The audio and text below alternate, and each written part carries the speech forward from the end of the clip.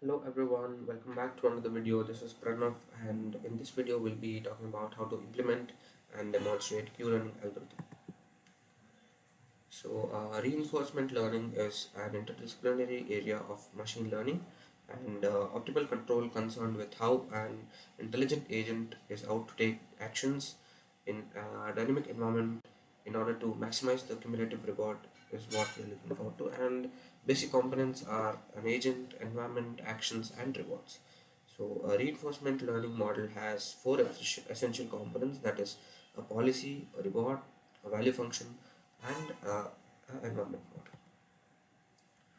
So coming to the overview of Q-learning, so Q-learning as a value-based we'll see how Q-learning as a value-based reinforcement learning algorithm. That is, Q-learning is a model-free off-policy reinforcement learning that will find us the best course of action and given the current state of the agent.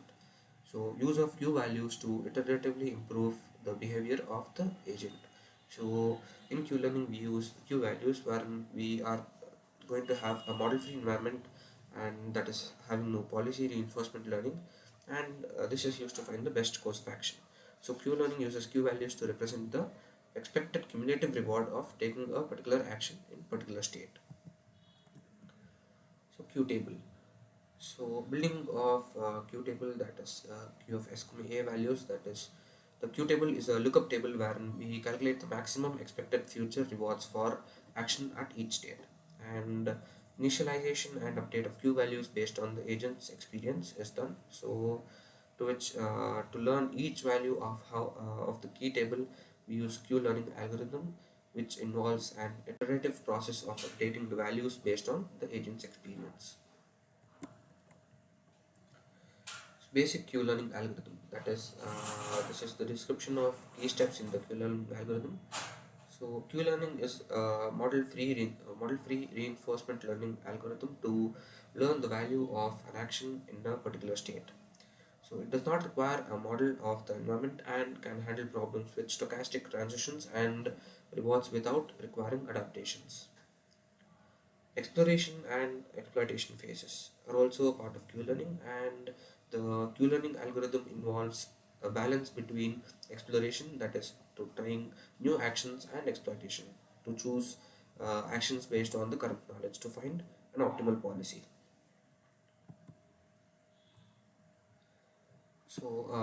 Coming to the basic Q-learning algorithm, so initialization. So we define the state space, that is S, and an action space A for the environment. And once we initialize the Q table, that is Q of S, A, that is for the state spaces and action spaces with arbitrary values for all the state action pairs, we set the learning rate alpha and a discount factor gamma and an exploration rate epsilon. So the episode loop, that is repeat for each episode. So we initialize the state S as the starting state, and we repeat each step in the episode, so choosing an action A based on the exploration policy. So with each probability epsilon or E, we choose a random action from A with probability 1 minus epsilon. So we choose the action with the highest Q value in state S, that is the most greedy action, and we take action A and observe the next state, that is S dash, and the reward R. So the environment transitions to state S dash, and that provides a reward R, updates the Q value of the state action pair, that is Q of S, A, and this is done using the Bellman's equation. So we can see the Bellman's equation wherein the updated values can be seen from the previous state to the next state, choosing the most greedy action from the action state, that can be represented as 1 minus E, and the updated current state to the next state, that is S equals to S dash. So current state being S and the next state being S dash, that is so this represents the Q learning algorithm or the formula. So the third one being termination. So this stops the episode for after a certain number of steps for reaching a terminal state. So off policy learning. Q learning takes an off policy learning approach to reinforcement learning. that is aiming to determine the optimal action based on its current state. The agent's ability to learn Q values regardless of the policy is being followed, and the Q learning algorithm allows the agent to learn Q values independently of the policy being followed, so which also contributes to its robustness and flexibility. So coming to the example part, so we have a step-by-step illustration of Q learning process in a simple environment, that is transition of states, and a Q learning example can demonstrate how an agent learns to make decisions based on Q values associated with different actions in various states, which is off policy.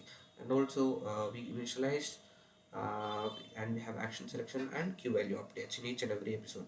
So this is the third step, and fourth one being the Q learning process involves initializing the Q table and selecting actions and updating Q values based on the rewards received, that is updated R value.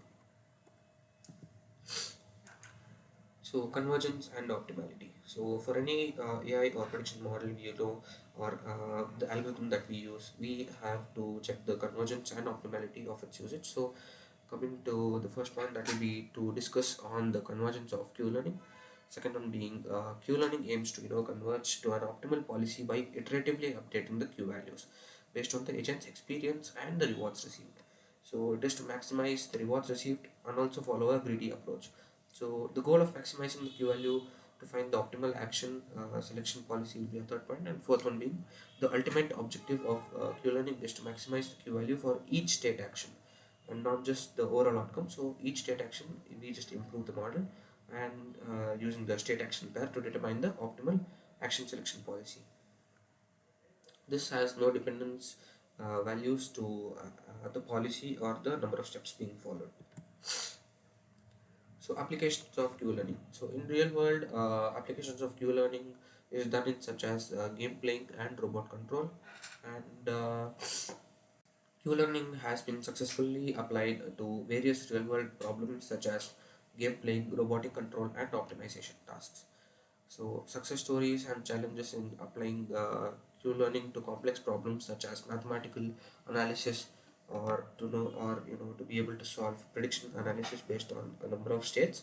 So Q learning can be applied, and Q learning has also shown success in various domains across fields such as gameplay, predictive analysis, or sports. So it represents the and it also presents the challenges such as scalability to large state spaces and complex environments. So it might not be the most optimal algorithm for a really large space, or a really large game such as chess, where you have a number of states. So it might not be the most optimal algorithm as well.